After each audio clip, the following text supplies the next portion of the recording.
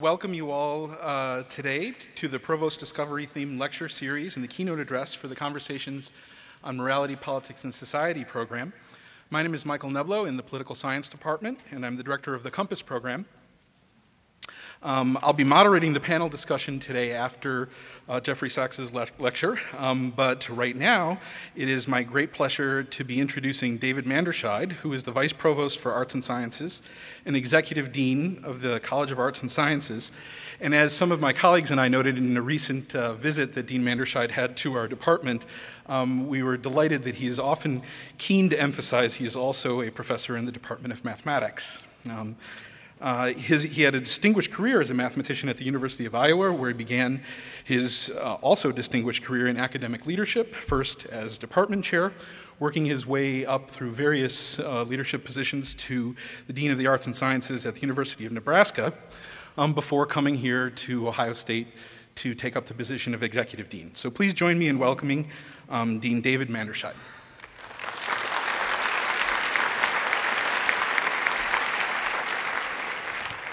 Well, thank you for that nice introduction. Good afternoon, everyone.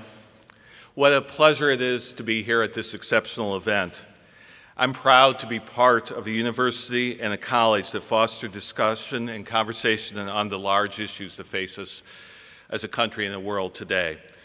3 years ago, Ohio State Center for Ethics and Human Values made a commitment to promote ongoing civil and informed debate on important social and political issues, bringing together researchers and students across the university and the community to conduct a series of year-long, university-wide conversations called Conversations on Morality, Politics, and Society, or COMPAS for short. So here we are today. The College of Arts and Sciences is proud to provide support to COMPAS, which promotes informed and civil conversation about vital issues strongly embedded in the values and in the mission of the College of Arts and Sciences. We believe it is our duty as teachers and scholars to encourage the kind of conversation that fully engages us at all the deepest possible levels. COMPAS is a model for a university-wide discussion illustrating how ethical concerns can be a basis for productive exchange on complex social issues among researchers from diverse fields and between the university and the larger community. Finally, I want to thank and acknowledge the efforts and leadership of Professor Emeritus Don Hubin of the Philosophy Department, who has led the effort to establish COMPAS and remain steady in his hand at the helm. Now it is my pleasure to introduce a man who always thinks big, Ohio State's Chief Academic Officer, Joseph Steinmetz, Executive Vice President and Provost of The Ohio State University. Thank you.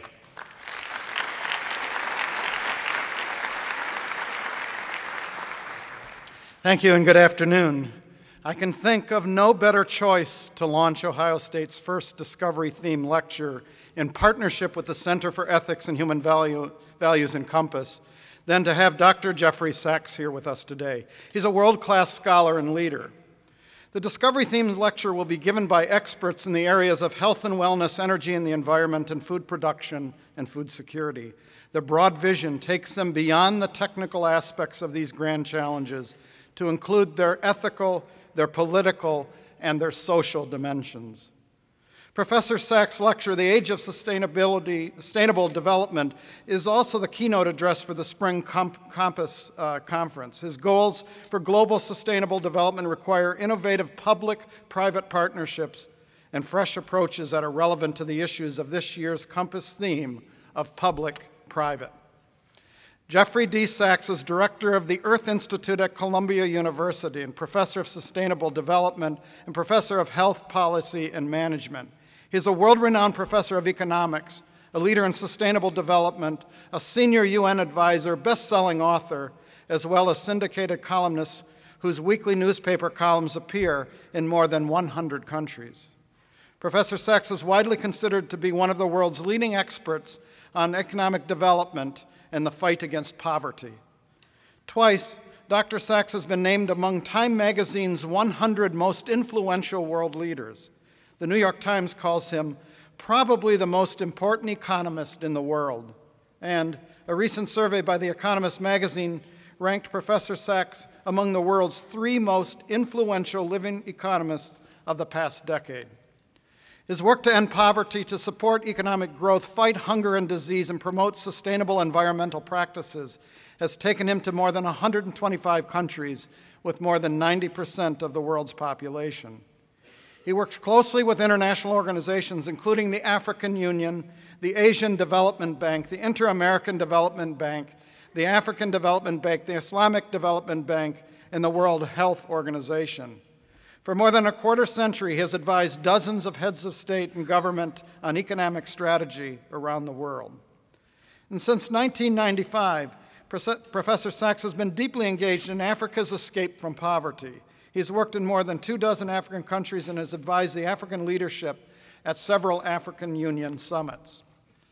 Dr. Sachs directs the Millennium Villages Project, which operates in 10 African countries and covers more than 500,000 people. The project has achieved notable successes in raising agricultural production and cutting child mortality rates, with the results described in several peer-reviewed publications.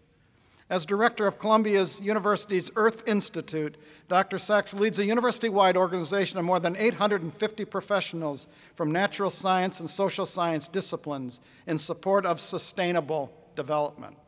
He has consistently advocated for the expansion of university education on sustainable development, and he helped to introduce Columbia University's PhD in Sustainable Development, one of the first PhD programs of its kind in the United States. He is a recipient of many awards and many honors, including membership in the Institute of Medicine, the American Academy of Arts and Sciences, Harvard Society of Fellows, and the Fellows of the World Econometric Society. It's indeed an honor and a privilege to kick off this new lecture series that celebrates our discovery-themed commitment. I'm so pleased to introduce a man who has selflessly dedicated his life to making the world better by addressing the most pressing global challenges of our time. Please welcome Dr. Jeffrey D. Sachs.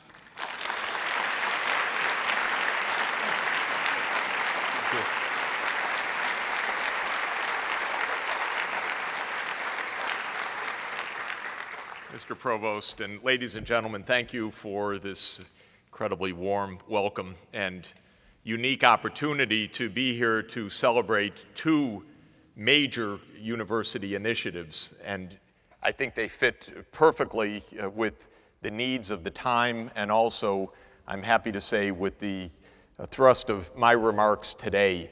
The Discovery Themes initiative could not be more exciting. It's just a symphony to my ears. The idea that Ohio State University is going to invest dramatically in scaling up its research, its outreach, and its education in the interlinked areas of health and education, climate and energy, food and nutrition.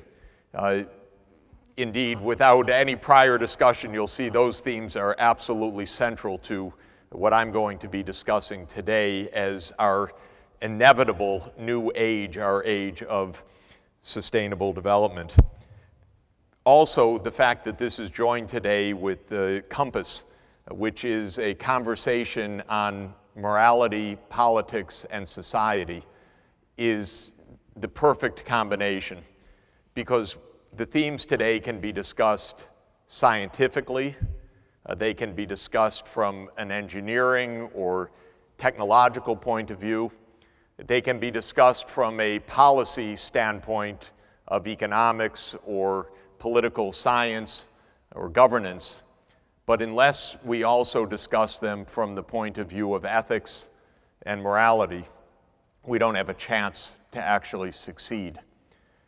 The issues of sustainable development are intrinsically cross-cutting across areas like health, energy, climate, food production, and they are intrinsically across all stakeholders of society, across politics, business, civil society, and I believe very, very deeply the universities, and with the necessary leadership of great universities like Ohio State University. So you can see why, for me, it's really a special thrill to be here and to be able to combine these themes and to share with you my thoughts about where we stand globally in both a challenge and a very deep crisis of sustainable development.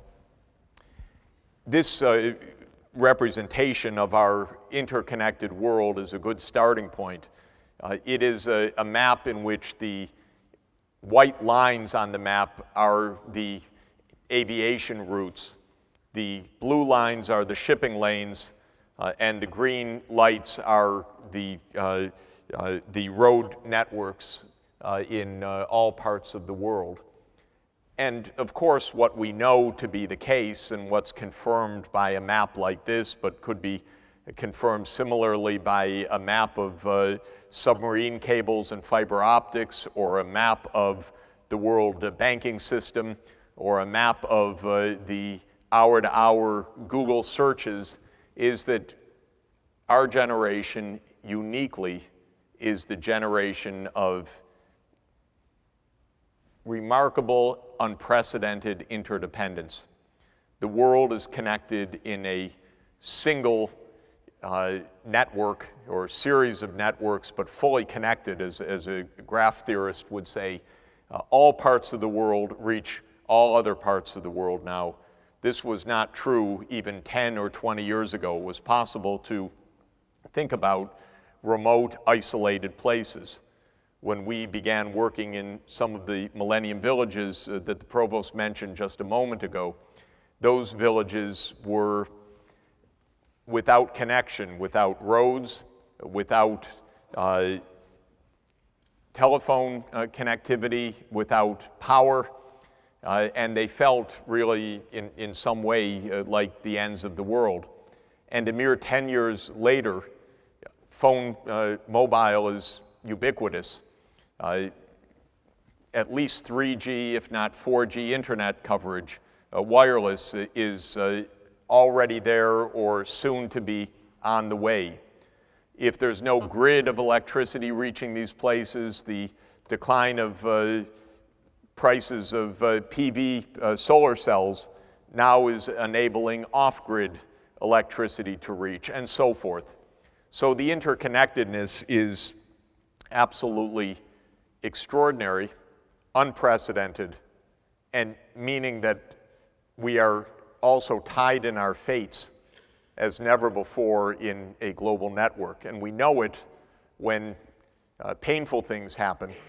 For instance, when the financial crisis hit in September 2008 with the failure of Lehman Brothers on September 14th of that year, it didn't take a full week for the ramifications of that panic to reach every part of the world economy. The entire circulatory system of global finance stopped, and we felt a profound economic crisis that threatened to plunge the entire world into disaster. Those who would help make the disaster, including the Fed, helped to prevent the ultimate disaster, thankfully, after it had gotten underway, but the speed of transmission was remarkable. And we know that that speed of transmission applies on many different fronts, whether it's trade, finance, ideas, the mobile phone itself, which, recall, back in 1990, had an estimated 50 million subscribers worldwide, 100% of whom were in high-income countries. And now there are an estimated 7 billion subscribers covering the entire world. So what are we going to do with this world? What do we make of it? Why do I say that we have entered a new era, an age of sustainable development? That's partly hope, but it's actually inevitability, as I'm going to explain. Like it or not, on time or not, sustainable development will be the central theme of our lives, and especially our children's and children's lives in the decades ahead. We had better get knowing what we're doing. And that's why the discovery themes of Ohio State are absolutely so crucial. I'll start with great words of a great president, and I'll also bring another president along later in the remarks, but John F. Kennedy inspired us in many ways a half century ago, and he said in his inaugural address something that was incipiently true then, but is dramatically true of our own time. He said, "For man holds in his mortal hands the power to abolish all forms of human poverty and all forms of human life." This is the paradox of modernity. In Kennedy's time, of course, he was referring to the threat which would be played out to the last remaining breath in the Cuban Missile Crisis, the threat of thermonuclear war. And it is a risk that still grips us today, if not as intensely as it did in 1961. Kennedy was ahead of his time in understanding that the ancient scourge of poverty could be ended. I'm not sure it was literally so back in 1961, but it is literally so in our time. If mobile phones can reach the entire world, even the most remote villages, all the other things that are needed to improve lives, save lives, keep children alive, help them to get the decent education, nutrition, and health that they need for a productive life can also reach the whole world in our time. Indeed, this could happen even without much heroics on our part, but it does require some ethics, some moral commitment, some focus and attention on our part. What is special about our time is that we too have the power to abolish all forms of human life as well, not only in the arms possibilities and terrible risks, but also for us uniquely through our inadvertent effects on the natural environment. And this, I think, is something that even President Kennedy and his team in 1961 could not have imagined. It is true that some far-thinking observers of the scene back in 1972, 11 years afterwards, issued a very famous path-breaking study called The Limits to Growth, which for the first time exposed at a technical level the concept that humanity could breach planetary boundaries of physical resource availability, water, biodiversity, now we know climate change, in ways that could undermine, rot out the very basis of our productive economies and of our life support systems. But even then, back in 1972, this was viewed as a future prospect for the 21st century. There was much wrong specifically with that study, but there was fundamental truth to it. And that was that when one combines geometric growth of a world economy in an ongoing way, and especially in the last 35 years, the growth of the world's most populous country, China, at a completely unprecedented, breathtaking, record-breaking rate of roughly 10% per year since 1978. The fact of human activity pressing against natural boundaries and the threats that that can cause have by now become a paramount challenge for all of us. And yet our political systems, our media, our cognitive capacities have not caught up with these basic realities. I often think of a wonderful phrase that my guru and friend and former colleague, Professor E.O. Wilson of Harvard University, I think the world's greatest biologist in the world today, wrote in a foreword to a book of mine a few years ago. He said, "So we have stumbled into the 21st century with our ancient emotions, our medieval institutions, and our near godlike technologies. And so we run at different paces. Our human nature was formed perhaps in the savannas of Africa 50,000 or 100,000 years ago. And our institutions are ancient, somewhat venerable, and somewhat decaying institutions that have lives of hundreds of years. And our technology is changing so fast, and what it means for human activity is so dramatic that we are confronting problems we're simply not ready for.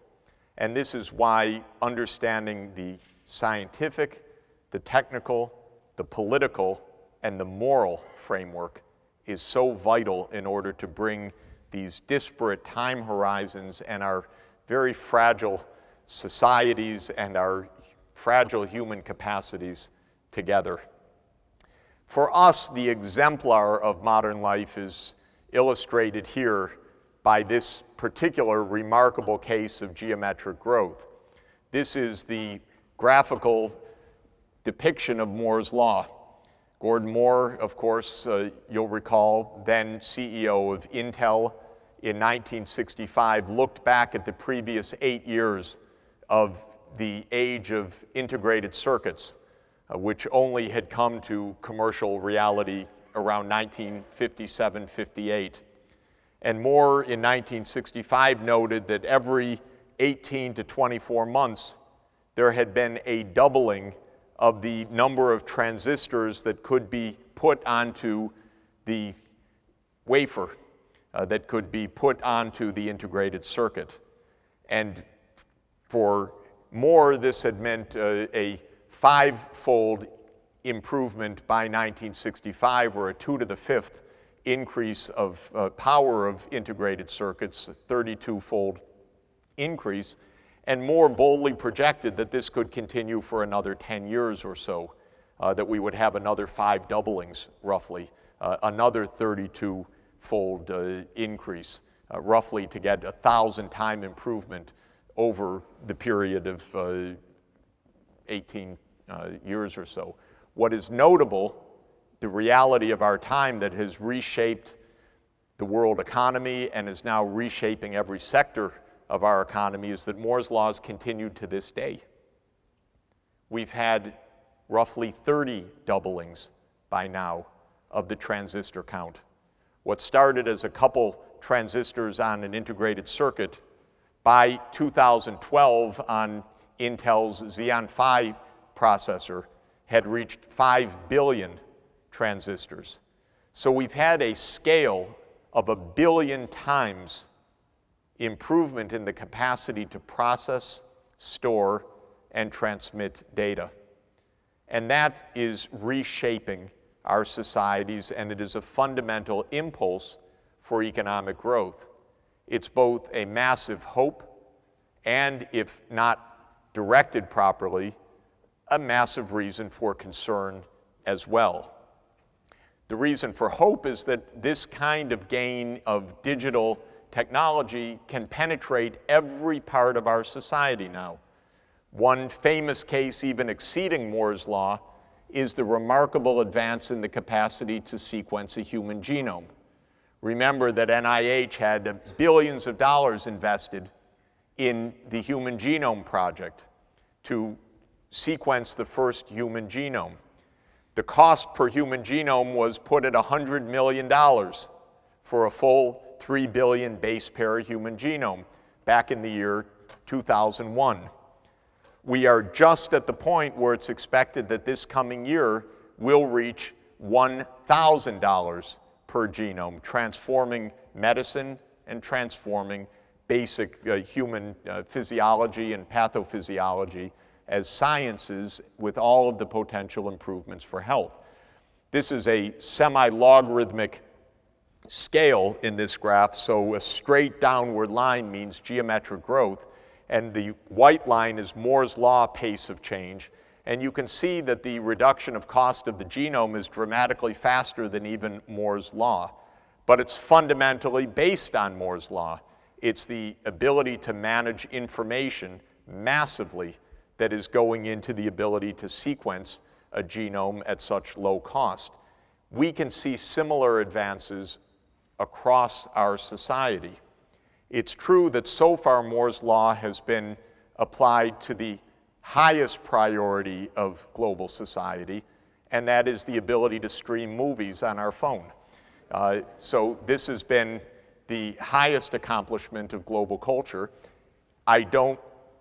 It's hard to think of something more important, but it's also true that we have the chance to go even farther now in health, in making education universally available at essentially zero marginal cost to children and young people all over the world, to make our energy grids smart, to save tremendously on electricity in the way that our transport, our buildings, our industry uses energy, our financial system, which now in many parts of Africa is fully phone-based and step-by-step someday will come to Manhattan the same way.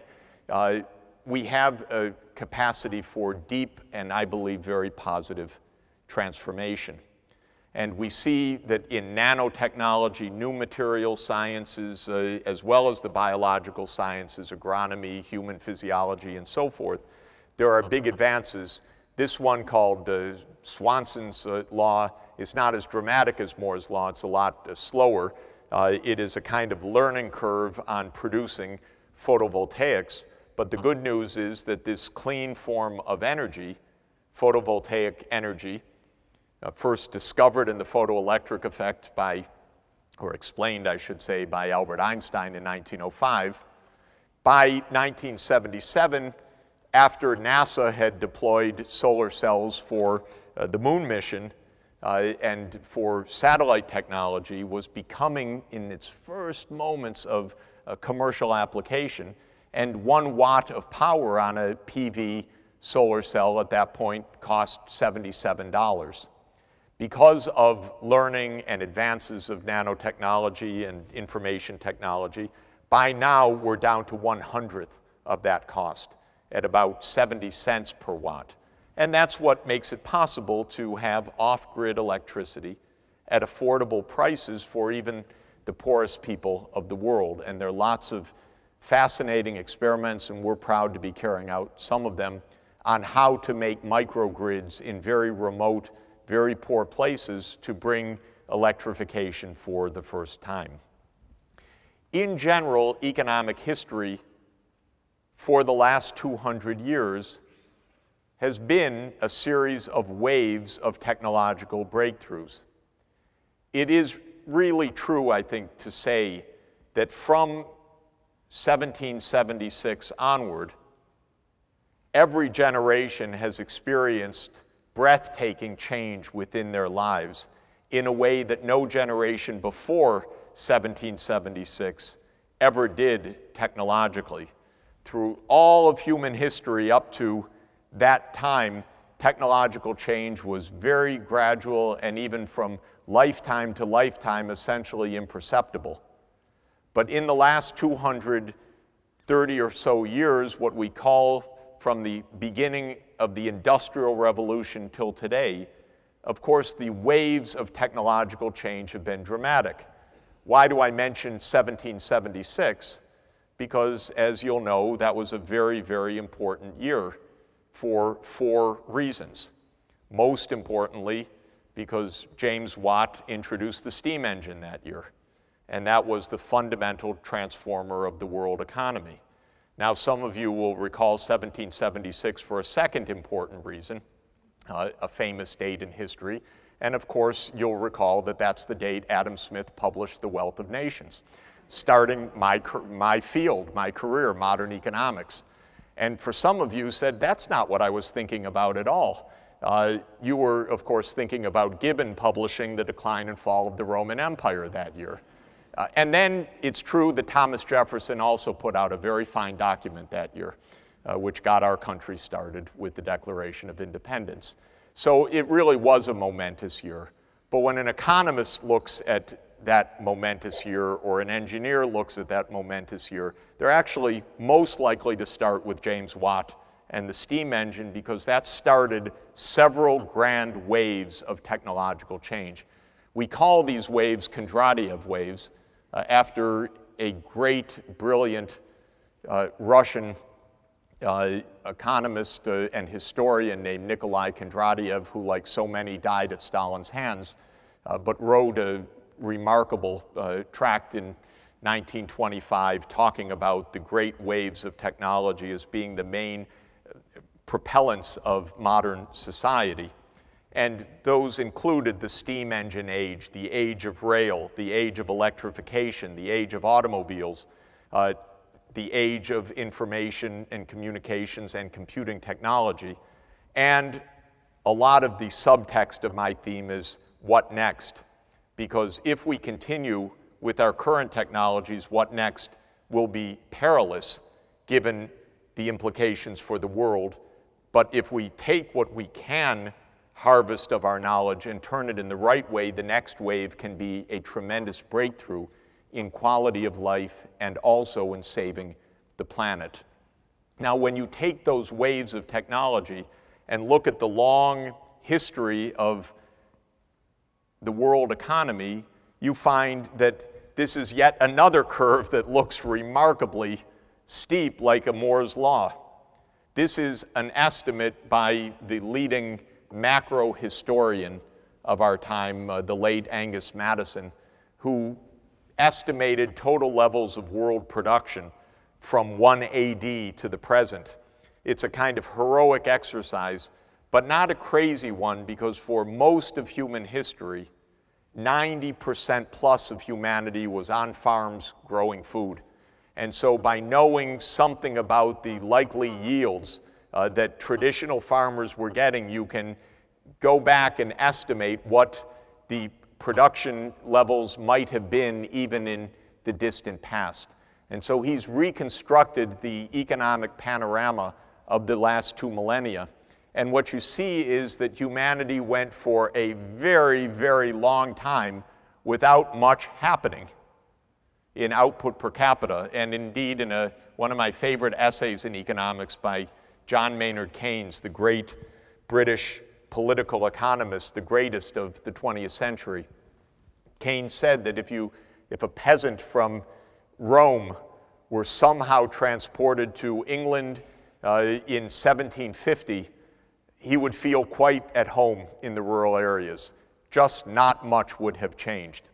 And that's a stunning thought, because it does remind us of everything that's different of our age, being in a techno-social economic transformation is new to humanity from the long perspective. Now, what this means is what's shown here is an estimate of the output per person, what we call gross domestic product per capita, the level of total production per person in the world. And this has increased roughly by a factor of perhaps 30 times, if one can make such an estimate, over the period from 1800 till now. Roughly a 30-fold increase. On average, humanity was producing about $400 per person in 1800 per year. And now the estimate is $12,000 per person per year. Population also soared in part because of the ability to feed more people. So in 1798, another important book was written called Essays on the Principles of Population by Thomas Robert Malthus, who said that humanity would tend to grow at a geometric rate, thereby always putting stress on the planet's capacity to feed a growing population. When Malthus wrote his essays, the world population, it's estimated, stood at about 900 million people. Today, we are at 7.2 billion people, increasing by 75 million per year. So we reached 7 billion in October 31st, 2011, I kid you not, that's the UN population clock, Halloween Day. And the estimate is that by 2024, we will reach 8 billion population. And by 2040, on the current trajectory, 9 billion population. So output per person has gone up roughly 30 times.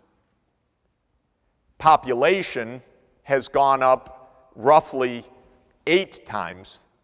You multiply the two together and you can see that we are roughly 240 times more output. This is a rough number. We don't produce what we produced before, so making literal comparisons with 1800 is not straightforward, obviously, not even meaningful in some sense. But it gives you the magnitude of this massive, massive increase of human economic activity, and it causes us to have a thought. Two thoughts, exactly the two sides of Kennedy's thought. One is, with all this productivity gain, we actually have the chance to make a breakthrough never before possible. One is, and that is to end extreme poverty. This becomes not a metaphor for an ultimate goal, but a literal possibility. So extreme poverty, which is measured by the World Bank, stood at 43% of the developing country population by the World Bank estimate in the year 1990. And as of today, it stands probably at about 18%. It's fallen by well more than half since 1990. And I think, just like Gordon Moore said, that can continue. There are good reasons to believe that the technological revolution can continue to drive this down to very, very low levels. Indeed, the World Bank recently announced a goal that they would promote ending extreme poverty by the year 2030. Good news. This is the last good news I'm going to give you, because now I'm going to shift to the bad news. This is possible, but it's far from inevitable. And in fact, the storm clouds are dramatic. And they're dramatic in two ways. One is our societies, as societies, are under stress in an unprecedented way because of rising inequalities of income and power that have been occasioned by these massive technological changes. And so we have unprecedented inequality in our society.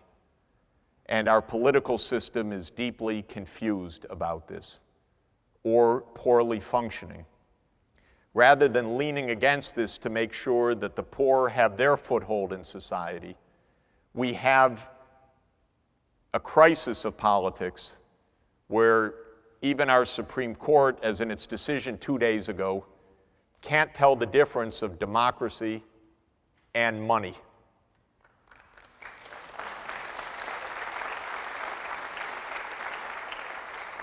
And so we have an amplification taking place where the rich have gotten extraordinarily rich, but they've also gotten extraordinarily powerful. And our politicians do not listen to the poor anymore.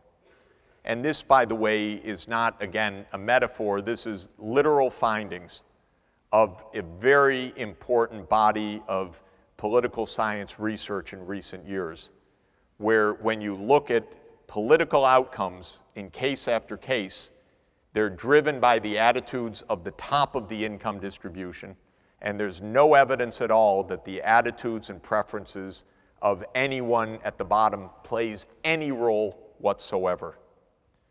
And since we happen to live across the park from the Upper East Side of Manhattan, and I think you know what that means, the highest wealth district in our country, we see how often the politicians come for their evenings and their dinners and their salons and so forth to the Upper East Side collecting big money for expensive campaigns. And the president, unbeknownst to you, because you don't read it in the newspaper, came repeatedly for private dinners to the Upper East Side to fund his campaign in 2012. Of course, so did the other side. But this is how money perniciously undermines democratic life. So the first crisis we face is a crisis like what we see around the world. And that crisis is that there is rising instability on the streets of much of the world because young people are unemployed, poorly educated, hurting in incomes, not finding their foothold in society, and there are confrontations everywhere. And politics needs to be a base for resolution, not by the barricades and the police beating down protesters, but by finding a way to create a more just and more socially inclusive society. And so far, this is not happening in most parts of the world. There's a second dimension of crisis that isn't people versus people, but humanity versus the planet, if one can think in such an absurd terms. We are biological specimens. We depend on the health of the planet. We need to eat. We need fresh water. We need clean air. We need our ecosystems to function properly to protect us from extreme events.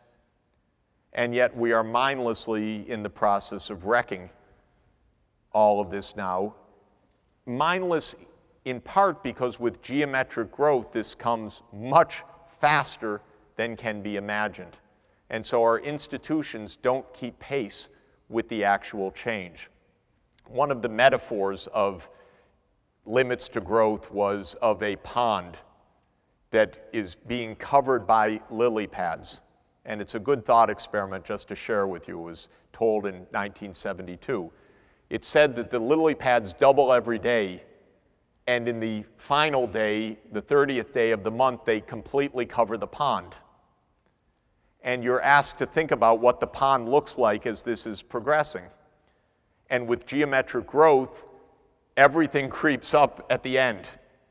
Because if the lily pad coverage is doubling, of course it means in the 29th day, it's only half the pond, and in the 28th day, a quarter, and in the 27th day, 12.5%, and in the 26th day, 6.25%, and in the 25th day, 3.75%, and so forth. What's the implication of that? The implication is you're warned at the beginning, this pond's going to be completely covered, the fish are going to die. And you go on 10 days, 20 days, you say, nonsense, nothing's happening. And you get to the 26th day and it's 6%. You say, come on, it's all hysterical. But because of geometric growth, suddenly you say, holy heck, we've lost it in the last moments. Ladies and gentlemen, we're at that phase now. We were warned fairly in 1972. We've ignored it pretty systematically for 42 years now. We're not at the full end of the story, but we're just about at the end to keep any remaining margin of safety. And that's what I would like to spend a few minutes talking about. The biologists have a concept, a good concept, called planetary boundaries. Johan Rockström and colleagues around the world in 2009 identified places where the world ecosystems and natural ecology and Earth processes like climate are under tremendous stress. And they made this circle: climate change, acidification of oceans coming from the carbon dioxide in the air dissolving in the water, already acidifying oceans worldwide by about 31%. Ozone depletion, which may or may not be under control. Massive deposition of nitrogen and phosphorus as we use chemical fertilizers as we must in order to feed the planet. But the result is the kind of dead zones that we're familiar with in the delta of the Mississippi River in the Gulf of Mexico. Depletion of fresh water. When we deplete the Ogallala Reservoir, we'll know it, because our very breadbasket depends on groundwater, which is in the process of depletion. And it's much more advanced depletion in many other parts of the world, such as the Indo-Gangetic Plains or North China in the Yellow River Valley Basin. Massive changes of land use. We have now cleared enough land for arable and pasture and for our cities that it's estimated by the ecologists that our species alone is appropriating nearly 50% of all net primary productivity of photosynthesis on Earth. In other words, we're so numerous and so desirous of food and higher trophic level food, like our beef consumption, that we are demanding half of the photosynthesis on the whole planet. Well, the other 10 million plus species are not thrilled. And we know that we're in the midst of what's being called the sixth great extinction now, of massive loss of biodiversity. The previous 5 from plate tectonic changes, volcanism, maybe asteroid collisions, natural dynamics on the planet, but the 6th one at human hands.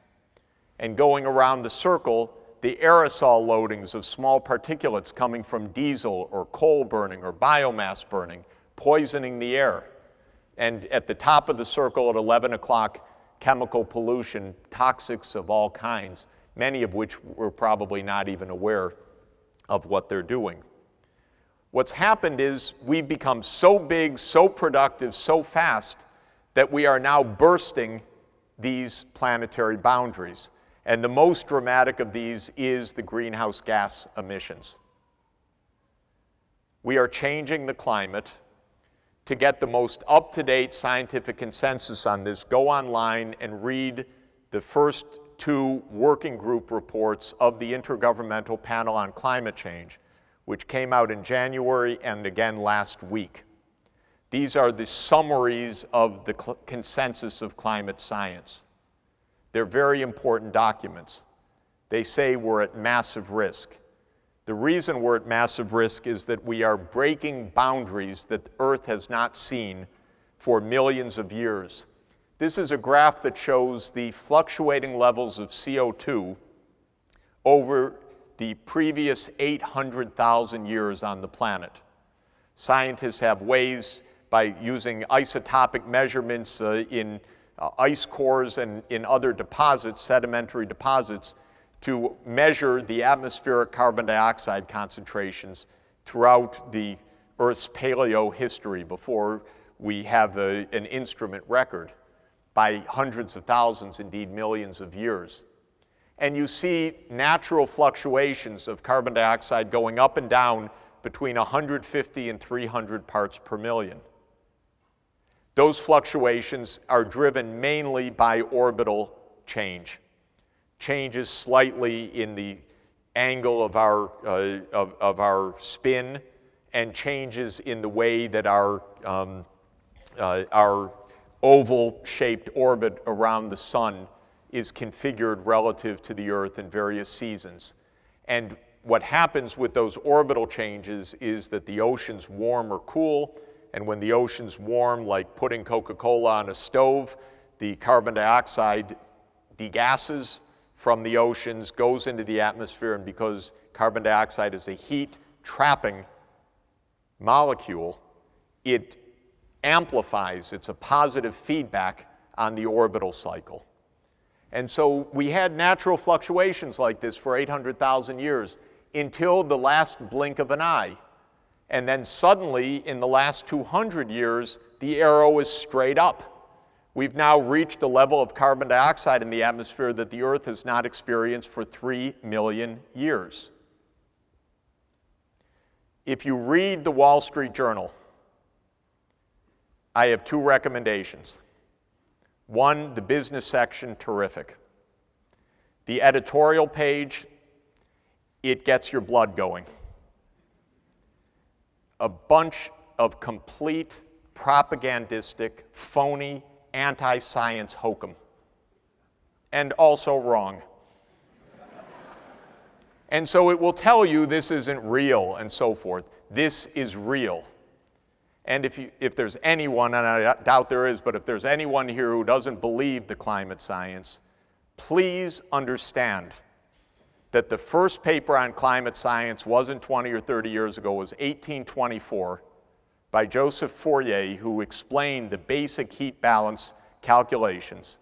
And the first detailed calculations of what a doubling of carbon dioxide would mean for the planet was 1896.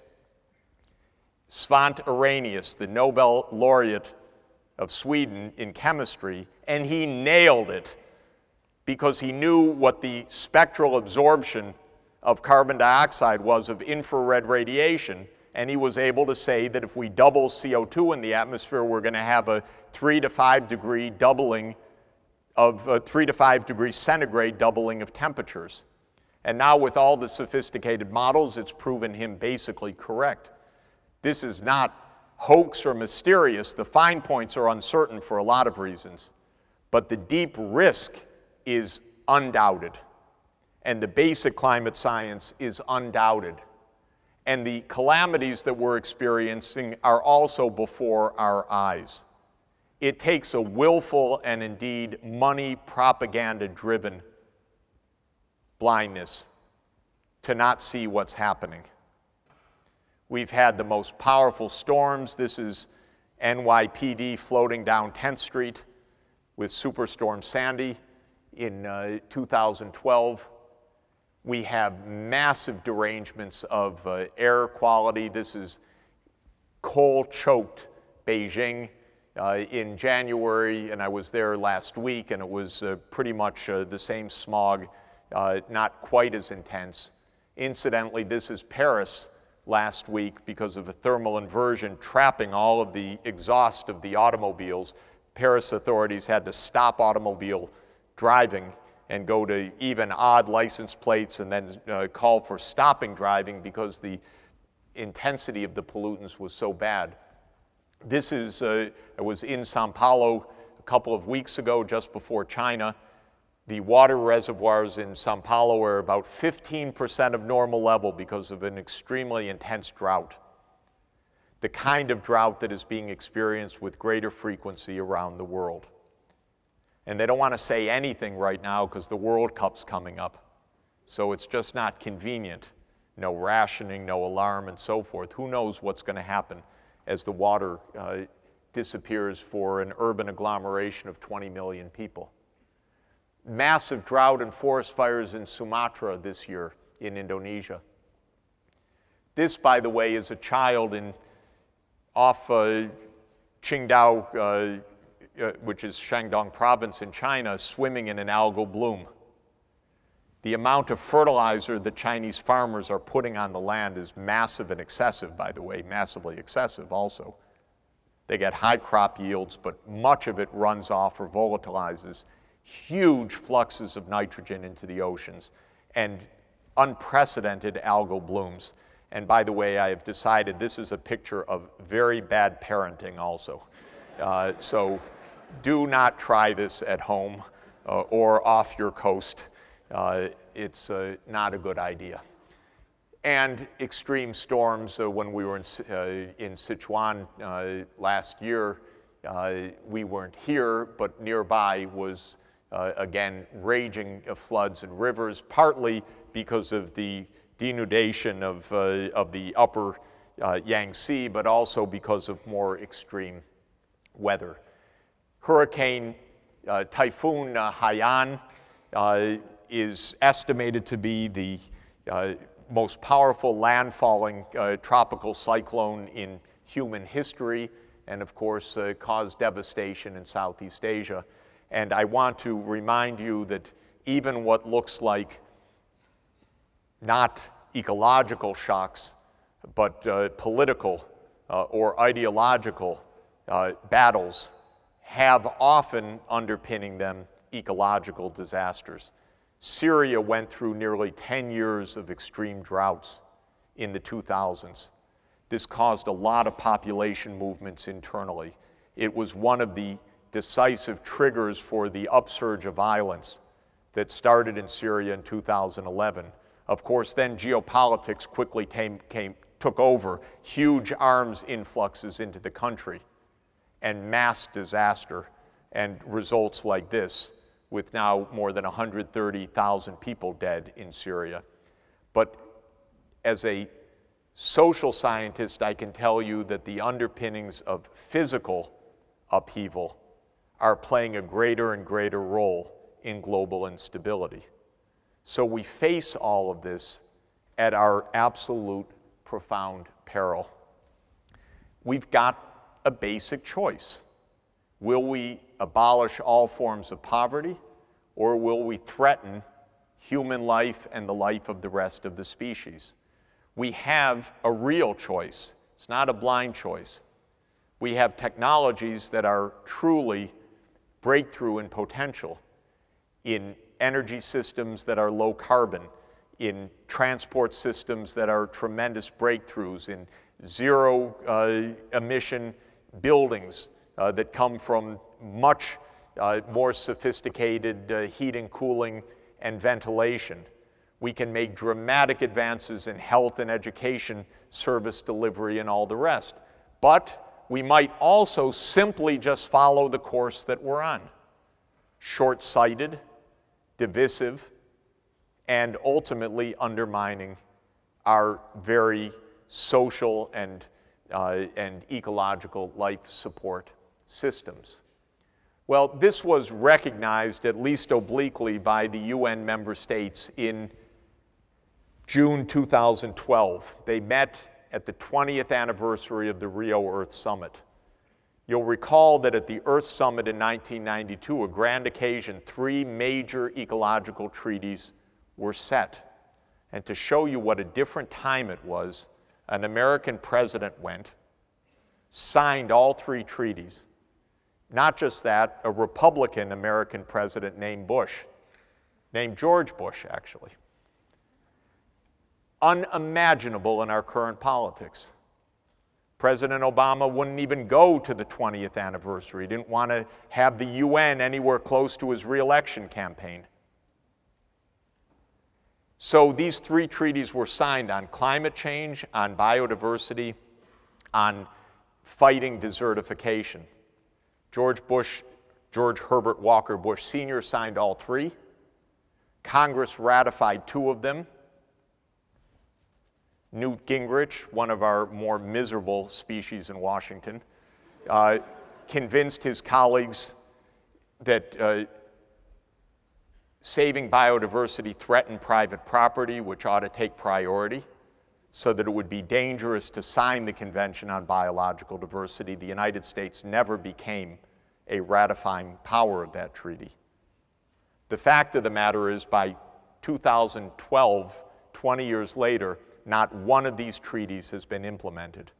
The United States never joined the Kyoto Protocol, never signed the Convention on Biological Diversity, and I would guess that there are very few people in this room who have heard of the UN Convention to Combat Desertification, because you have to be a technical specialist to even know that it exists.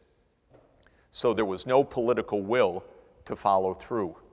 And when the world's governments came together in 2012, they said, we need to try something different. And what they said was, we need to set some goals that are clear and understandable to help humanity find a way forward. It's a wonderful idea. I'm a huge believer in this. And so at the UN now, the member states, the 193 governments, are negotiating SDGs, Sustainable Development Goals, to come into effect after this 15-year Millennium Development Goal period concludes at the end of 2015. The idea of sustainable development is to integrate the economic, the social, and the environmental considerations. We need knowledge to do it.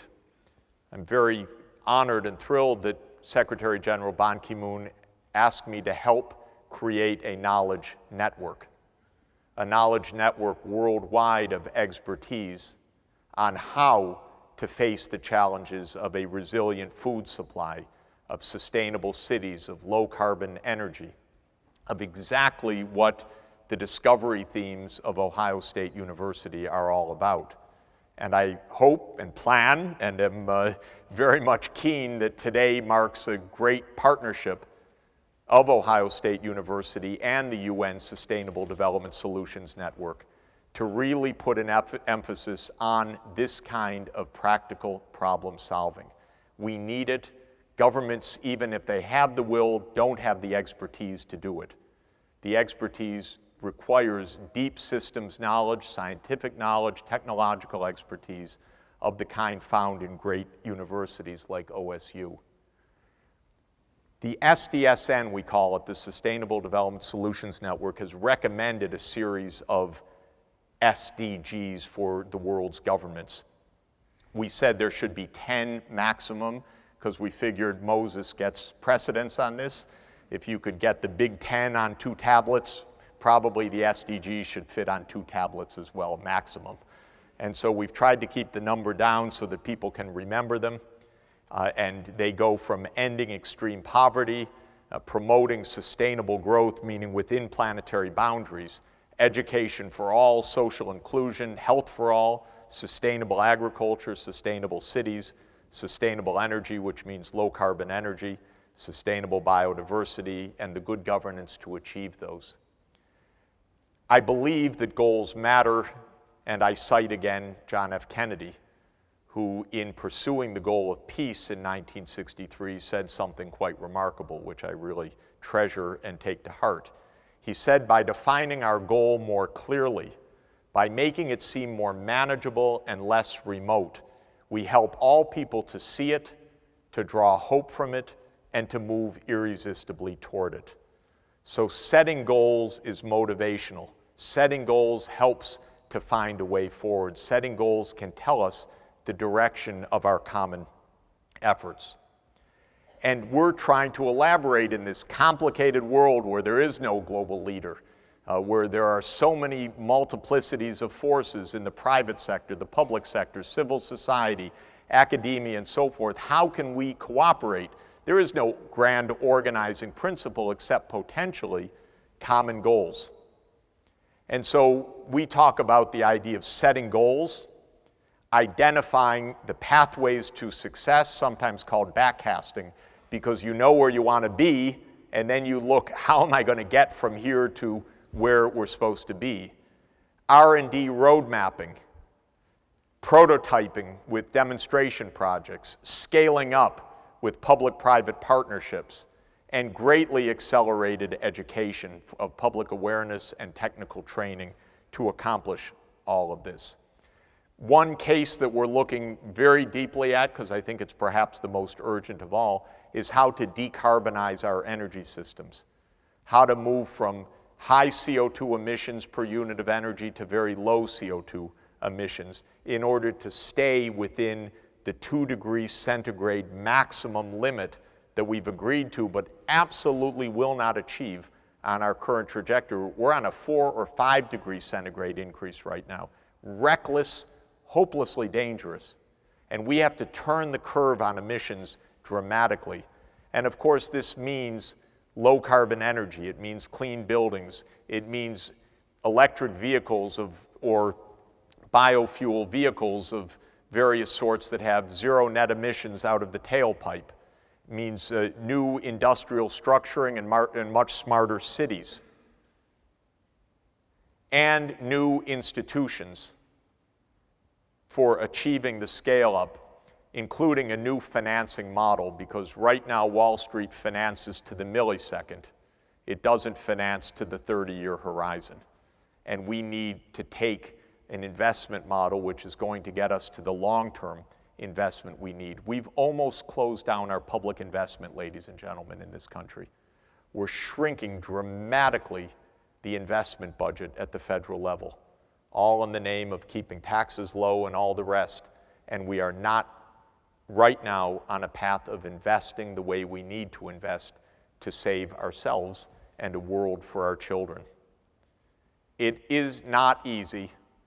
I'm going to come back to JFK one more time because I love his most vivid illustration of setting a goal and then setting out to accomplish it.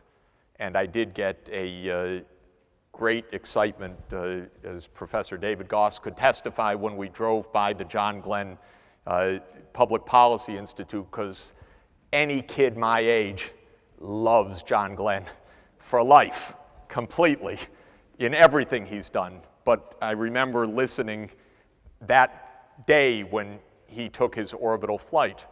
And of course, it was in March 1961 that John Kennedy stood in Congress and said, "We will send a man to the moon and bring him safely back to Earth by the end of this decade." That's goal setting. By the way, no presidential advisor would let any president say anything like this again, which is why we have to get rid of all presidential political advisors. Truly, truly. When John Kennedy said this, there was no plan to accomplish it. NASA had 3 distinct strategies of how this might be done. It was a year and a half later that they settled on the Apollo approach of the lunar module and all the rest. And so it's amazing. That's leadership. And of course, President Kennedy said some of my absolutely favorite words about leadership when in Rice University, fittingly at a university, he said, "We choose to go to the moon. We choose to go to the moon in this decade and do the other things, not because they are easy, but because they are hard. Because that goal will serve to organize and measure the best of our energies and skills, because that challenge is one that we are willing to accept, one we are unwilling to postpone, and one which we intend to win, and the others too." So I'll finish with one more great president, real leadership, because he made OSU possible. Abraham Lincoln signed the Morrill Act in 1862. This is one of the most important pieces of legislation in American history, and it is mind-boggling to me that he signed it in the middle of the Civil War and was able to be thinking about the future in that way. He followed one of our most miserable presidents, by the way, James Buchanan, who vetoed the Morrill Act as one of his last acts as president. And Ohio State was formed, along with the other land-grant institutions, in a unique way, and that was to serve the community. And the idea of higher education as service to the community, in my view, is fundamental. And I believe we need to be, and I believe OSU, and I want Columbia to be, in its honorary way, land-grant institutions to the world now. We can't only be land-grant institutions to our local communities, because our communities are the world now. We're so interconnected. And the mission, as OSU describes it on its website, as a 21st century land-grant university, Ohio State University will set the standard for the creation and dissemination of knowledge in service to its communities, state, nation, and the world. Amen. Thank you very much.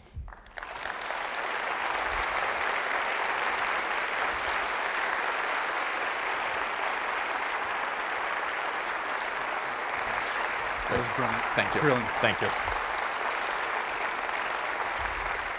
Thank you.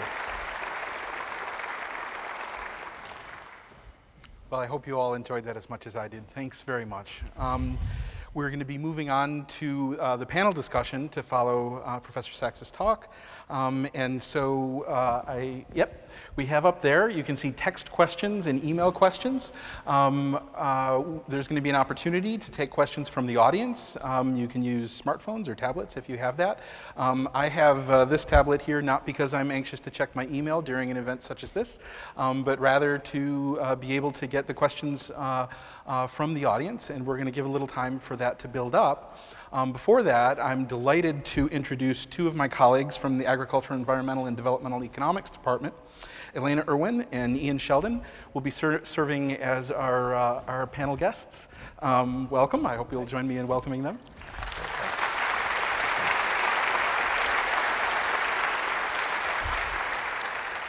So the format will be Elena Irwin will speak first and make a few comments and toss out a few questions in reaction to Professor Sachs's talk, followed by Ian Sheldon doing the same. Then we're going to offer Professor Sachs a few minutes to respond to that, and hopefully by that time some of the questions from you in the audience will have flowed in, and we'll just proceed organically from there. So I'm very pleased to introduce my colleague, Elena Irwin.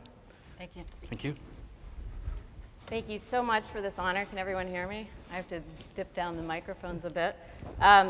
What an incredibly powerful and motivating speech and really road path in terms of laying out what the challenges are for sustainable development. What I was thinking of as I was listening to Professor Sachs is, isn't it amazing that we have this incredible world leader, not just national figure, but world leader, who has the ability to speak truth to power. And thank you so much for that.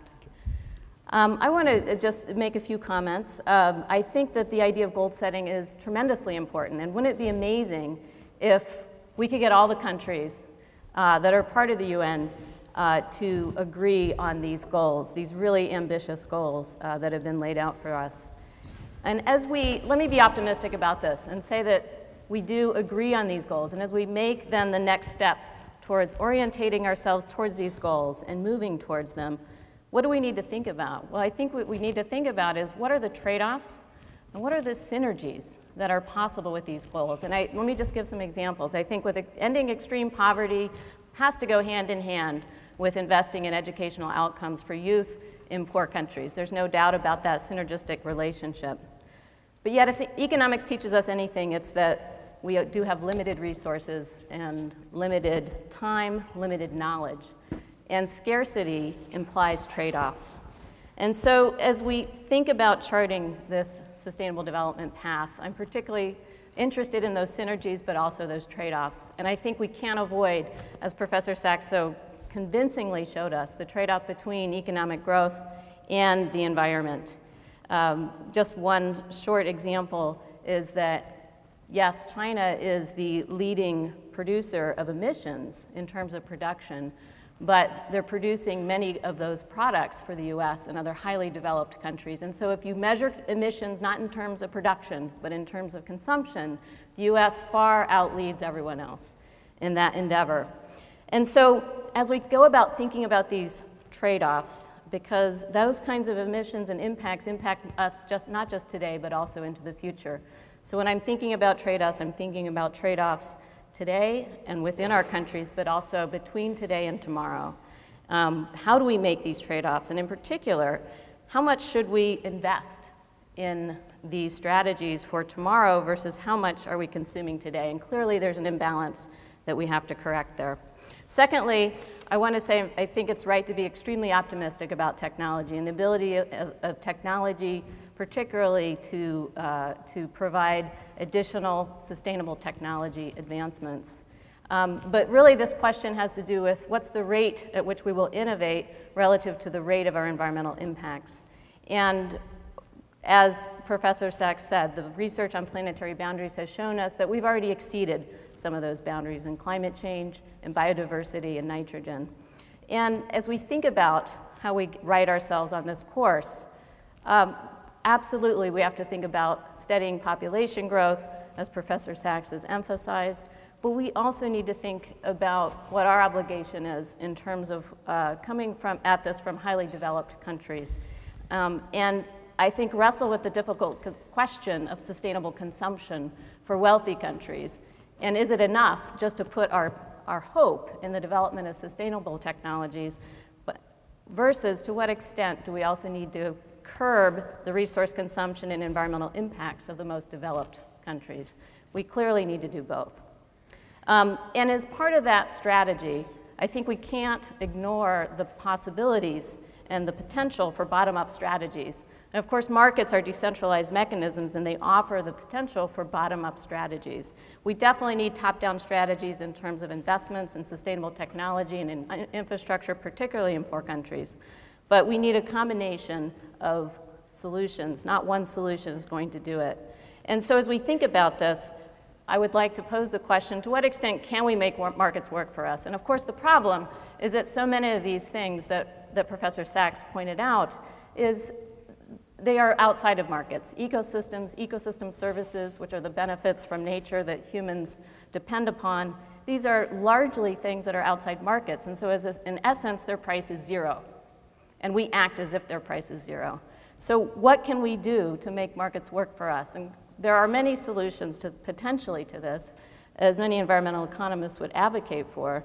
And interestingly, and I think we need to pursue all of those, which would include things like payment for ecosystem services and things like emission trading programs, such as the water quality trading programs we have here in Ohio. But I think we also can't deny that there's an interesting transformation going on, at least among some businesses and sectors. And that is that businesses themselves have started, at least some, have started to take a more longer-term perspective and are making sustainability a core business strategy.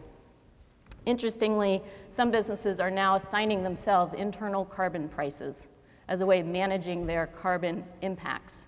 They don't have to do this. They are doing it voluntarily. I think that, and of course, there are many that aren't doing this, but there are some that are, and I think that we need to leverage these private sector efforts. And sadly, governments are not stepping up to the plate. They need to be providing the right incentives to these private sector organizations so that we can better align their goals with societal goals. And so my other question is, how can we better foster bottom-up approaches to sustainable development, including private-public partnerships and social entrepreneurship efforts? Lastly, I do want to emphasize the importance of this idea of scale. As Professor Sachs so eloquently and convincingly showed us, it really is a scale issue. What is the scale of our human activities and of our economy relative to biophysical constraints and biophysical limits? And it started with the limits to growth analysis, and we have continued today to explore that in great detail with a variety of models and a variety of sciences. And I think that as we think about this, a really important point is this concept of resilience. That capital stocks, including natural capital stocks, such as forests and wetlands, provide a buffer. They provide a buffer against the abrupt changes that we see in our world because of these complex systems. And so as we think about this buffer and we think about how do we make resilient communities, not just sustainable communities and not just sustainable economies and cities, but how do we also make them resilient? And oftentimes, resiliency and sustainability go hand in hand. They're reinforcing. If we can make ourselves more resilient, we're more likely to have the natural capital stocks to pass on to the future generation. On the other hand, there are some trade-offs, too. Not all sustainable technologies are resilient. For example, relying on rainwater harvesting is a sustainable technology, but not necessarily resilient because it's vulnerable to drought.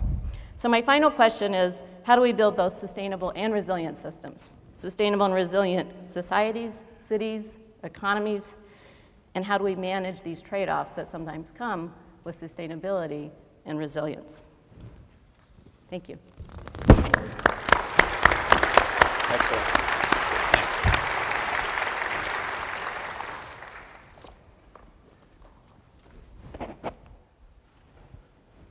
Well, I have to say it's very humbling to be in the audience and up here on the panel listening to Dr. Sachs. And I also have to say I'm very envious that you've shared a platform with Bono at some point. So maybe we can talk about that over dinner tonight. I'm going to talk about three issues that I think have been touched on a little bit by Alina and certainly by Dr. Sachs in his talk and in some of the things that he's written over the last few years. And the first of these issues relates to agricultural productivity and research and development. So over the past 50 years, growth in agricultural output has actually outstripped the increase in population with a very modest increase in land use. And of course, this is how we've avoided the Malthusian trap that Dr. Sachs mentioned earlier. But what's rather interesting, if you look carefully at the data, is that over this same period, there's been a big shift globally in the locus of agricultural production.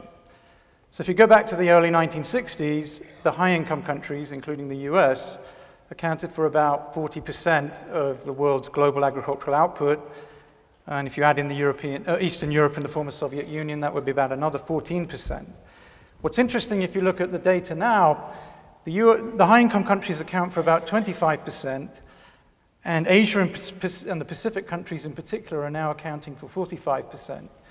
And there's a very striking statistic that I saw in an article in the Journal of Economic Perspectives last week, that in terms of country rankings of who's producing the most agricultural output globally, number one is China at 23%, the US is second at 10%, and the other three players are India, Brazil, and Indonesia. So the four of the five largest countries producing food globally are in the middle income emerging economy sector. Now, over this same period, and fairly in the last 10, 15 years, 20 years, we've seen a slowdown in agricultural productivity growth. And you measure this typically by looking at crop yields across the range. We've seen a decline in the growth rates of crop yields. And if you exclude China from the data, you notice that land and labor productivity have also declined. Now, despite this productivity slowdown, public support, and I know that Dr. Sachs was talking about public investment in research and development at the very end, and reminded us all of the moonshot that John F. Kennedy started. And I'm also a great admirer of John Glenn. I've met him a couple of times here on campus, and I just can't believe this guy sat on the top of an intercontinental ballistic missile in a trash can. That's amazing. So despite this productivity slowdown, public support for research and development has fallen in developed countries. And in particular, it's fallen here in the US. And what's interesting about, if you actually look at the data on what that research and development money is being spent on, it's not being spent on basic agricultural production.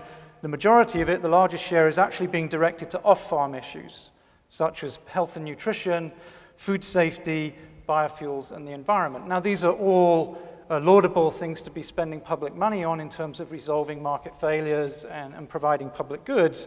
But in terms of basic agricultural research, one has to be concerned about this. At the same time that public spending on R&D is falling in the developed world, it's actually rising in the larger middle-income countries, particularly Brazil, China, and India. They actually account for 31% of global spending on agricultural R&D. And what's really interesting, China now spends more than the US currently does on agricultural R&D.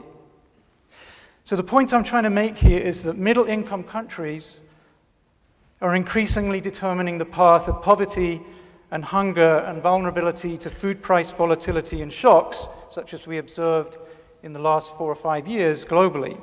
So my question to Dr. Sachs, this is my first question, is will emerging and middle-income countries be able to meet this burden of meeting future food needs?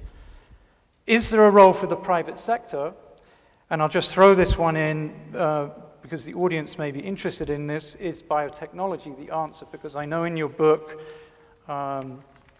Commonwealth, you repeatedly talk about products like drought-resistant crops. And I just want to make an aside here. I'm always troubled or puzzled, and I would like to ask you another question, which is, why does the community who care about these things believe the climate science, but not believe the science about biotechnology? It seems rather selective to me, so I throw that out just to be controversial. My second set of comments relates to what I want to call policy dissonance and world food markets. So in the past decade, we've actually seen the real price of food has been falling for about a century, but it started to level out until about 2000. And then, of course, we suddenly had these very large price spikes, especially in 2008, notably in maize, wheat, and rice prices. Prior to 2005, food prices were affected by two kinds of substitution, as we call it as economists. One was between grains in terms of consumption as a source of calories, between rice, wheat, and maize, and secondly, between harvest versus storage. As a result, at least up to the early 2000s, when we had low stocks, we had high prices, and when we had high stocks, we had low prices. Since 2005, there's a lot of evidence that we are observing a simultaneous increase in prices and stocks. And my colleague Brian Wright at the University of California, Berkeley, argues that this is totally consistent with a shift in market demand due to biofuels policies. I see my dean sitting down here in the front row putting his thumb up at me. You promise you won't fire me, Dean McFerrin, if I say something rude about biofuels. Policies implemented in the US and the European Union have now resulted, these are the biofuels mandates, both relating to corn-based ethanol and biodiesel, have led to a third type of substitution that we need to add into the two that I've already mentioned. Biofuels are being substituted for fossil fuels that are based on petroleum, so that we now have a very clear connection between energy prices and food prices. And this has resulted in conservative estimates in a doubling in the price of food for the world's landless poor. And I'll give you a back-of-the-envelope estimate by Dr. Wright. Let's assume you have 282 million urban poor living on $1 a day.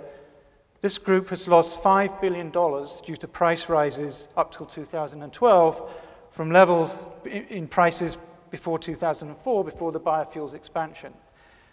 That's just a large transfer from the poorest to landowners in the US and the European Union. Now, the standard policy advice when you face food price rises or volatility, this is the standard development advice that we used to give out in the early 1980s, was that if you face price increases or volatility, you should use some kind of insurance instrument, food safety nets. And there's a lot of emerging economies, such as Brazil and Mexico, have been able to do this quite successfully. But many, and this includes the food exporting countries such as China, India, Thailand, and others, notably food exporters, and to some extent food importers as well, have used trade policy to try to drive down their own domestic prices. And that probably worked, and if you look at the case of India, the Indian Prime Minister got re-elected in 2009 on a platform that he had kept down food prices in India through his use of stock control and border controls. This is a nasty collective action problem. As I tell my undergraduates, I can't see them out there, but I know there are some in the room, this is like somebody getting up in Ohio Stadium to get a better view.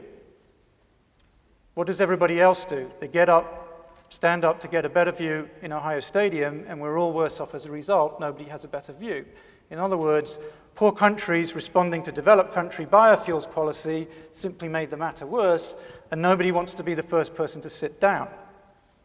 So my second question is, how do international food markets do their job of ensuring food access and food security if this type of policy dissonance continues? And there seem to me to be rather unpleasant contradictions in the position that countries are taking in the WTO on this. Developed countries are putting pressure on developing countries not to use export policies or production subsidies, yet continue with their own subsidies and their own biofuels policies. So this, I'm an international economist, it sounds like I'm a heretic saying maybe in the short run, the only instrument these countries have available to them is trade policy, because it's easy to implement, it's easy to ramp up, and it doesn't cost anything, or it doesn't cost very much. My third set of comments relate to environmental policy and development. So the typical result in the literature, and as I said, I come from an international economics background, is the expectation that as countries grow and develop over time, their demand for environmental services and standards and policy will increase as they get richer. Now, even with the kind of growth convergence that Dr. Sachs referred to in his lecture and also in several of his books, it probably isn't going to be fast enough to prevent the kind of environmental degradation that both Dr. Sachs and Alina talked about, and also climate change due to carbon emissions. So this really matters if these are global bads and we require a global policy solution, but the low-income countries are unable, income-wise, to implement such policy. And it leads to the kind of debates we have here in the developed world. We worry about pollution havens.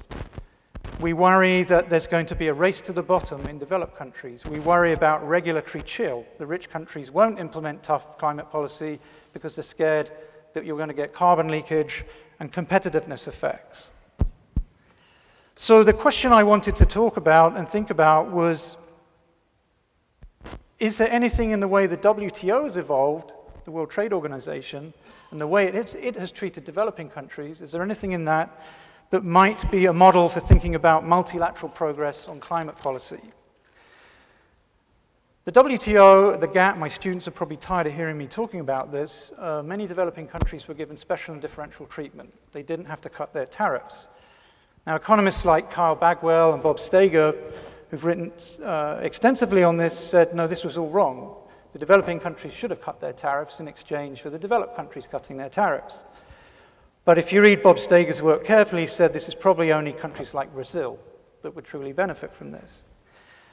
More recently, Paul Collier, a development economist at the University of Oxford, has argued the resolution to the WTO round, this development round, is to have a grand bargain whereby before the developed countries and the richer or the emerging economies like Brazil and China sit down to bargain over tariff cuts, we need to have development transfers to the developing countries because these countries are unable to access international markets, they're geographically isolated, they do not have the infrastructure, they don't have the institutions, and so we have to, in some sense, bribe them in the WTO process to allow the trade round to move on.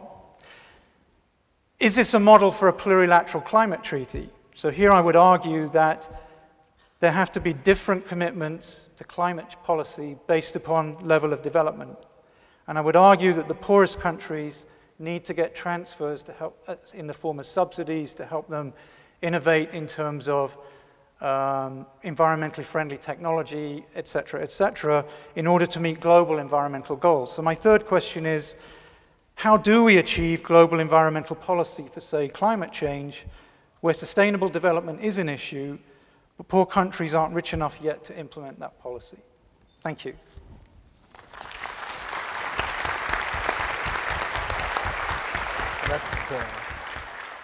So thank you to both of my colleagues for those comments, and that's quite a lot to be getting on with. So I'll invite you to respond to as much of it as you see fit, perhaps picking out a few key points and themes.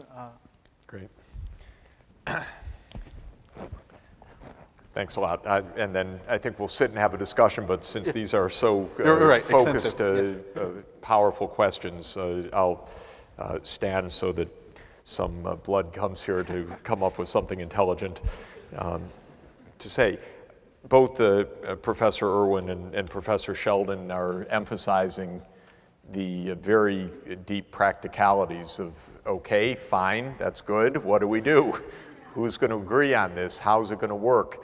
Who's going to take leadership? Who's going to pay for it? And I think that all of these are, first of all, extremely relevant and important questions that will require serious answers. I do feel that there's a general barrier right now that is more essential and in a way a little more abstract as well, and that is that few countries know what to do, not just who will pay, how to do it, but what this really entails, including our own. There is no energy plan in this country, for example, to show even a pathway as an example of how to reach an 80% decarbonization. Battelle has done some excellent work in this. The US government in our executive branch has never put a white paper out, never said, here is the way we can do it. It's a political failure mostly because obviously this country is filled with talented people who could work on such scenarios. The politicians in a way have been afraid to do it. What's going to be charged? We're going to lose the money from the oil industry for campaign financing. Whatever the fears are, our government does not think ahead right now. Other governments are in an even worse shape because they don't have necessarily deep talent to easily draw upon on the technological questions of how to get from here to 2050. So I believe that part of our barrier is a failure of clarity about what's really at stake. We spend most of our time arguing how to divide the burden, but we don't really know what the net burden is because there's very little clarity about what actually to do. And that is, to an important extent, a technological and engineering limitation, as well as an economic policy instrument limitation. So one of the things that I urge all governments to do is what NASA did in 1961 and 62. So how would we actually do this if we're going to go to the moon?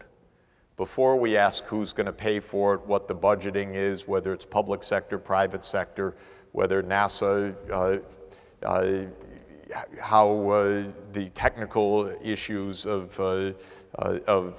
procurement and so forth will work, all valid. What's the basic concept? We actually don't have such work in place despite 22 years of endless discussions about the climate negotiations. One of the projects that SDSN is promoting right now are modeling efforts in 12 countries that aren't asking who's going to pay for it. Maybe foreigners will pay for it, maybe a global fund will pay for it, but asking what would it mean in your country to get emissions down to a certain level. And that's actually, it may seem a little simple and naive, but before we do that, we don't really know what we're talking about. And the way that climate negotiations work right now, I know many of the negotiators and I know the process. I call it a poker game with basically 190 players all looking at blank cards, because not one of them really knows his or her country's national interest, because none of them even has a plan in their suitcase, in their briefcase, that says, here's what it would really mean if we agreed to such and such target. And so I don't think we're even at the step of sharing the transformation process, because we haven't even defined carefully what the transformation process is. Is it impossible to do? No, because the range of technologies that are needed to get us from here to there, given the time horizon that we have, which is roughly 35 to 40 years, is not some wild dreams. Fusion may or may not come someday, may play a fundamental role, but not to 2050. And so the question, or very unlikely, we can't count on it. So the things we can count on, electric vehicles or fuel cells or different technologies for buildings or for iron and steel and petrochemicals or for energy generation and power transmission, there's actually pretty good scope, though we don't know exactly what the costs of alternative technologies will be. We do understand something about what the portfolio will look like, especially since a lot of what will be set in place for mid-century emissions will be investments made in the 2020s and 2030s, given the long lifespan of this infrastructure. So to make a long story short, I believe that when we look at the choices, they're not horrifically frightening, actually. They might cost, in the pure resource sense, an extra % of GDP per year over the next few decades. That's a lot of money. That's $700 billion or $900 billion a year. It's not chump change. But we're also talking about our only planet, not a small part of our planet. We're talking about saving the natural environment and saving the underpinnings for humanity. And there's good reason to believe it might even be cheaper than that. It's not going to break the bank or destroy civilization or even end economic growth. But what it is going to do is cost some money in order to save even larger sums, but sums that don't necessarily show up in a corporate bottom line, at least not the way that we count right now. So I think we have to understand those technical opportunities better. And then comes the question of how to share the costs. And it's a long discussion, obviously. We've been having that discussion for a long time. We're, as rich countries, going to have to do more than we're doing. And we can't slam the door on the poorest countries and say, you can't develop anymore, the planet's gotten awfully crowded, we're sorry, no room for you. We're going to have a basic ethical position, I believe, of convergence and shared responsibility and ultimate goal of a kind of equal position as a moral position. As a very practical matter, without elaborating, I've asked our teams to estimate pathways in which every country in the world ends up, even by 2050, at the same per capita level of emissions. For the United States, that's a very, very heavy lift, because we'd have to go from 17 tons of CO2 per person down to 1.7 tons, which is what the world average carbon budget would allow. For other countries, it allows an increase if you start out below that level. For China, it's moving from, say, 8 or 9 down to 1.7. Some people say, well, some countries would say that's not even good enough. You have historical responsibility on top of that. So there will be debates about the fine points. The United States would never agree right now as a government to go down to 1.7 tons. They'd say, we're not going to break our economy to do it. So yes, those negotiations lie ahead, but these negotiators and the political leaders don't really understand the choices that they face, because they haven't even worked at it yet. And until they do, to understand we must do this because it's too dangerous not to, and there is reasonable sharing, and there is space for growth, and there are ways that the rich countries can take more responsibility, then I think we're just in a general conflictual environment, not in a problem-solving mode. And the key is to solve these problems much more realistically and practically. Professor Sheldon asked me a few specific questions, and very interesting ones, which I want to just say a few words about. If you think about the shift that he noted of major grain production to India, Brazil, Indonesia, and China, one thing to note of those hugely populous countries, especially India, 1.3 billion, now on its way to 1.7 billion, and China at about 1.3 billion, and Brazil at a couple 100 million, and Indonesia a little above 200 million people. All of them face major, major threats of medium-term climate change. Not one of them is home free to be able to reliably remain a major breadbasket. China has a huge water crisis, even aside from climate change, but climate change will greatly amplify it. India, in the traditional Punjab, Haryana, Gujarat Green Revolution breadbasket, has tapped the water supplies almost down to sea level at this point. The aquifers are almost depleted in many of the key grain-producing regions of India.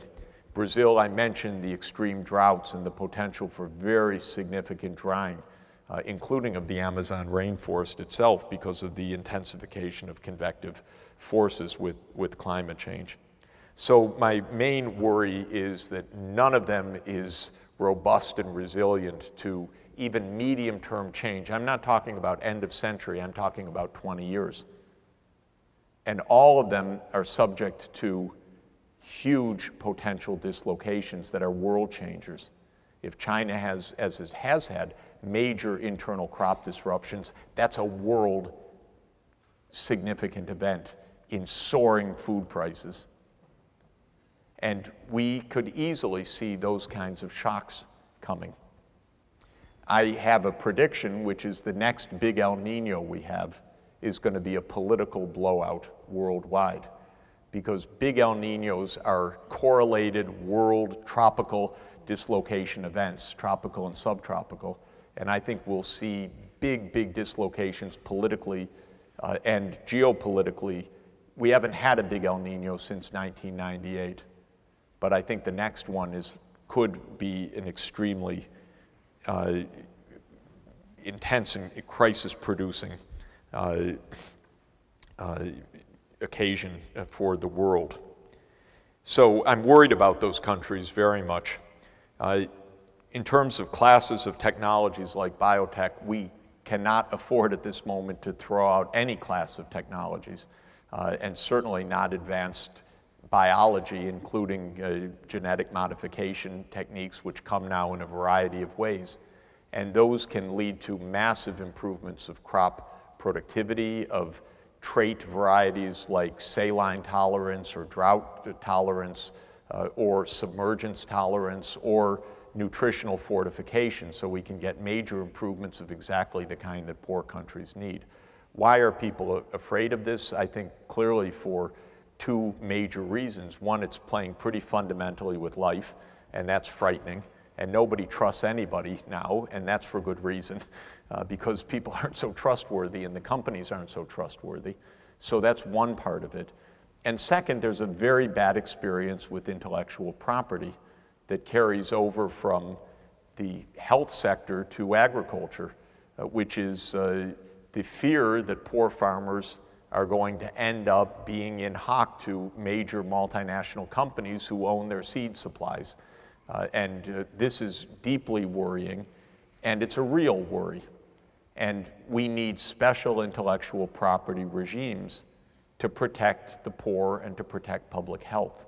And in the health sector, for instance, in AIDS treatment, there was a kind of modus vivendi that developed of segmenting the markets for antiretrovirals to enable poor people to get access. And we need something like this on IP in other crucial areas, including agricultural biotechnology. So I believe that this is a flashpoint, both from an environmental and health perspective. People are afraid.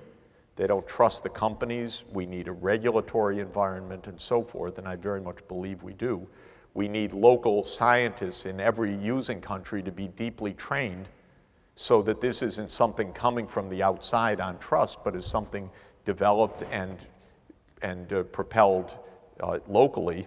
And we need financial models for intellectual property in general to make sure that good ideas can spread and that poor people are not vulnerable to artificial monopolies of intellectual property that deprive them of life-saving needs. And this is all very, very tricky because industry takes a long time to come around to reasonable positions often. And we need those kinds of models to make this work. So the final question is, will middle-income countries really come to the table on these issues? And I think the answer is yes. They are the drivers now. If China doesn't want to participate in this, the US could reduce emissions, but the world climate is going to change dramatically because of China's scale, and similarly with India and so on. I've been in discussions with the leadership in China and India recently. I believe there's a huge change underway. The sense of high vulnerability as a shared vulnerability on the planet right now. People are afraid, and it's absolutely right that they should be afraid. And when I speak in the General Assembly and you have 100 ambassadors, nobody is saying, don't care, don't worry. We're down really to Rupert Murdoch on that one. All the rest of the world is afraid. And this is changing things. And so we have to be open, honest, clear, motivated. We have to be forthcoming in what we're willing to do. We absolutely need the most essential thing for success in negotiating, and that is empathy, to be able to understand the issue from your counterpart's point of view. And if we have those things, everybody will come to the table. Thanks.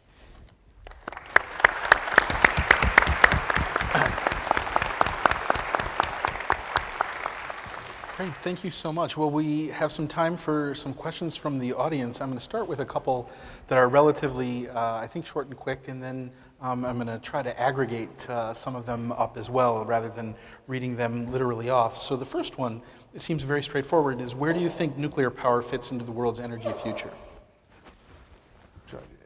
But I hope colleagues will join in on everyone. I'm in favor of nuclear power. Because I think that when we aim for a low-carbon budget, there's no realistic way to do this without nuclear power. I'll tell you, whatever we think about it also, China, Korea, and I believe Japan, even after Fukushima, will continue to use large-scale nuclear power. India as well. Britain has just commissioned a new nuclear power plant. France, which is at 70% of electricity on nuclear, has decided to go down to 50 from the point of view of diversification, but keep nuclear as the core of the power sector. So I believe that there is a real need for baseload, low-carbon energy, and that nuclear is a lot safer than coal plants. It may be more frightening to people, but the number of people dying from the coal plants is huge numbers, and not from the nuclear, even from terrible accidents in nuclear power. I have a recommendation for nuclear power operators. Don't hire Homer Simpson, and don't keep your backup generators in basements. That would have helped Fukushima, and it would also, by the way, have helped New York City. All of the hospitals had the backup power generators below the flood level. And so these are things that are clear. The fact is that there are safe ways to make nuclear plants, I think, much safer. Not foolproof, but safer. The idea of fourth generation, smaller modular plants is also likely to come on stream. Brief thoughts or comments? No, I mean, I think that's right, that if you look at this from a cost-benefit analysis, the nuclear comes on top. It's the lesser of two evils, essentially. And unfortunately, it does mean that we are imposing costs on future generations, but we're doing that either way. It is a transitional energy source that is sensible for the medium term. Well, I marched against nukes when I was a student 30-something years ago, but now I think I understand. I guess I've grown up, but I don't think we have any choice but to have nuclear power as part of the basic generation grid. It always strikes me as sort of contradictory to be against nuclear power, but the Brits actually import it from the French. So we're happy to let the French bear the burden of a problem.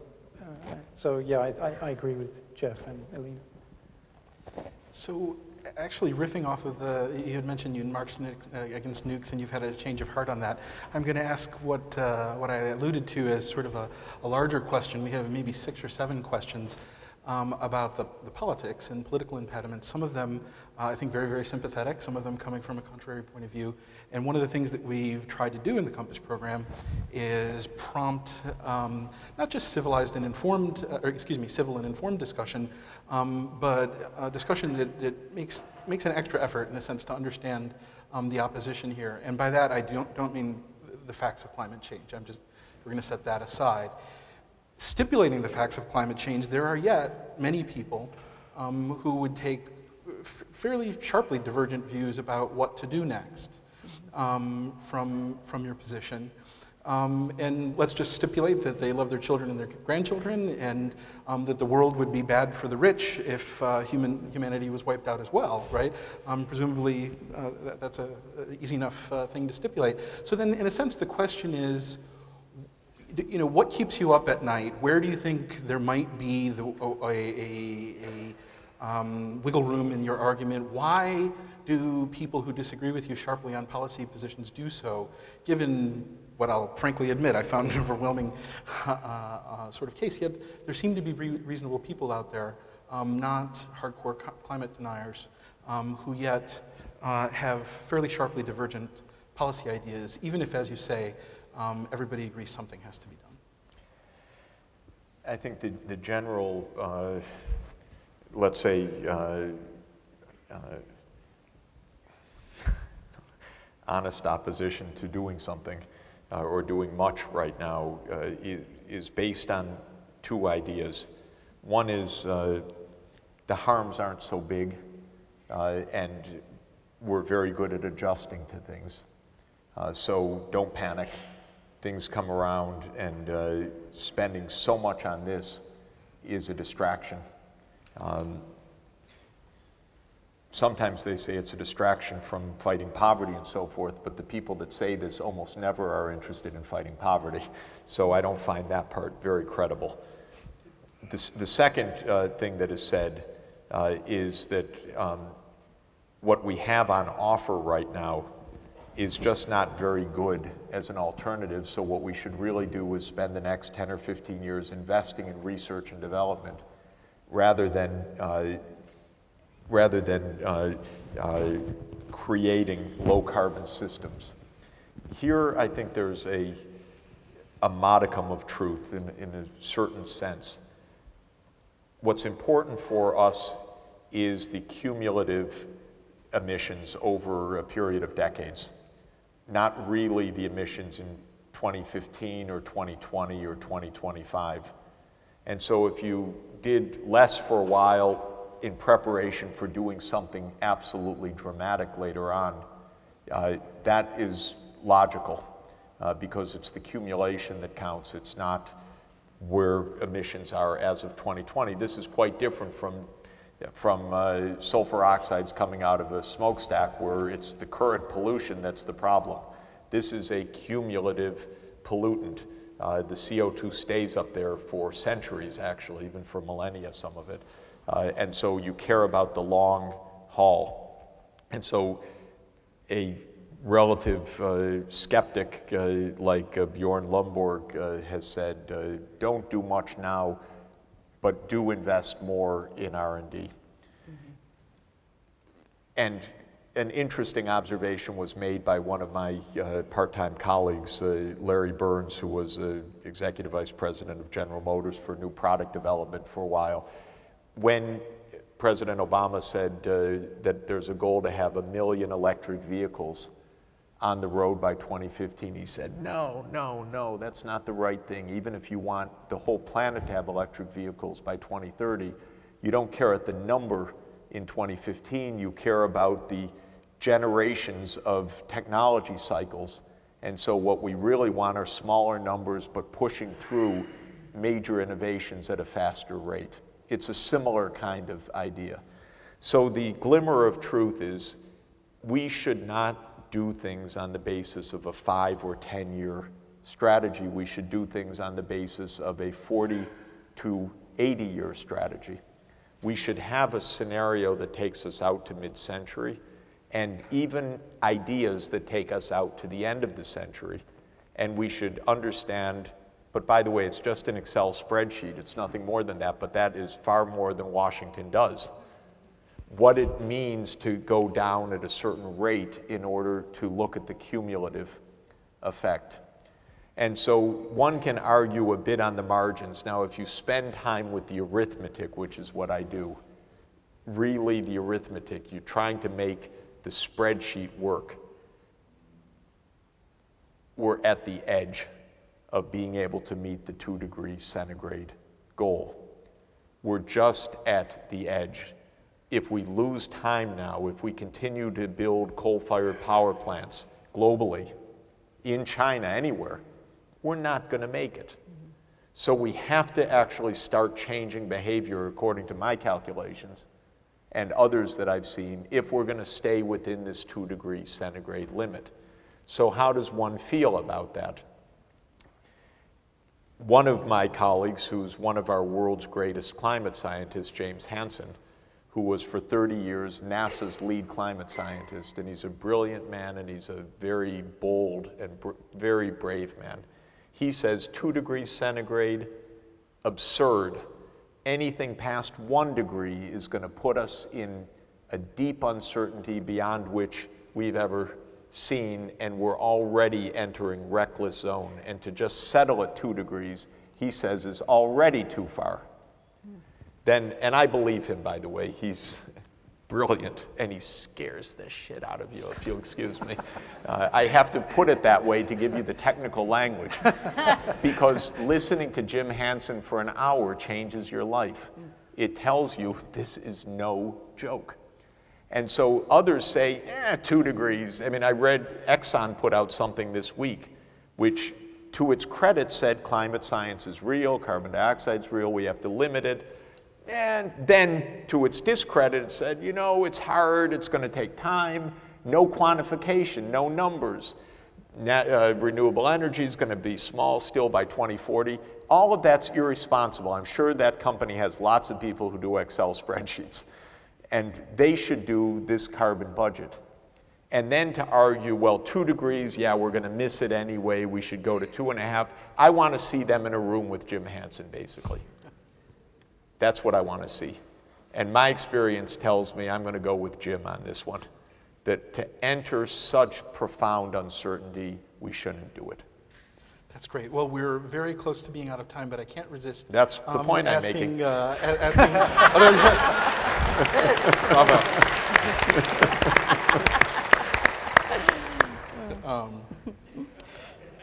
very good. So I can't resist asking a quick final question that again is sort of a cluster. It's in the form of, what's the single most important thing that an ordinary citizen or that an undergraduate at this university or a concerned person can do to promote sustainable development going forward? You want to start? Oh, I think that is the amazing, an amazing resource that we haven't talked about. The interest in and the passion among students at this university and elsewhere in terms of sustainability is wonderful to see and awesome to see. And when we see it across the board, we see it here at OSU with a tremendous explosion of student groups that are interested in sustainability, a new major, the campus-wide efforts that the university is leading. It's really tremendous. So I think that passion is really critical. And what I always try to tell my students when I have the opportunity is to follow your passion and to don't be scared. You know, invest 4 years in really learning what you care about. And don't be scared when you get out if you're not 100% certain what your job path is, because you will create your own opportunities with that passion. And so hold on to the passion. I mean, learn the science, learn the economics, learn the climate change, whatever it is you're studying, learn it. But don't let go of that passion. And that is, I think, a really critical element to doing good in the world. I think it's interesting that a lot of private firms are now starting to, I think you alluded to this, Selena, think quite seriously about their sustainability portfolio. And I was talking to a colleague at the OECD last week about issues relating to complexity over eco-labeling, and he'd been going to a lot of business conferences and seminars and finding out that firms now don't consider this an issue of getting a product premium. So that was sort of typically the way economists have modeled this, is to assume you have a good product and a bad product. The good product, the ecologically sound one, commands a higher price in the market. The bad product it gets a lower price. But these firms, there are so many of these products in the market now that in a sense we've wiped out the premium, and these firms are doing it because it's just part of doing everyday business, even if it's about the bottom line. And so I would encourage people on both sides of the aisle, if they're consumers, if they're students or whatever, if they're industry, it's about talking to one another, and that we're seeking out a common goal here. So that's where I would come out. Final word? Well, I love these answers. I think that's exactly right, that we're going to have a common goal, and we're going to have some sustainable development goals soon. Ohio State is going to have this great opportunity of leadership in this area. The whole charter, mission, and mandate of this university is service through science and knowledge in exactly these areas. And so you've gotten there a long time ago to have the right direction on this. And I think soon we're going to have clear global goals, and it will be up to us to do what we can, each of us working in the university, through the university, in partnership, in the business community, politically, to take seriously those goals as guideposts. And so I feel it's our prerogative as professors to say to all the students, this is your homework assignment, to end extreme poverty by 2030, to get emissions down sharply, and you will be graded on this, first by your children and by your peers, And I always emphasize, don't panic. It's open book. And you can and you must work in groups. And it will be a lot of fun and very exciting to do so. So I want to thank you for the chance to share the thoughts with everybody today. Terrific. Well, thank you all for coming tonight. And please join me in thanking the entire panel.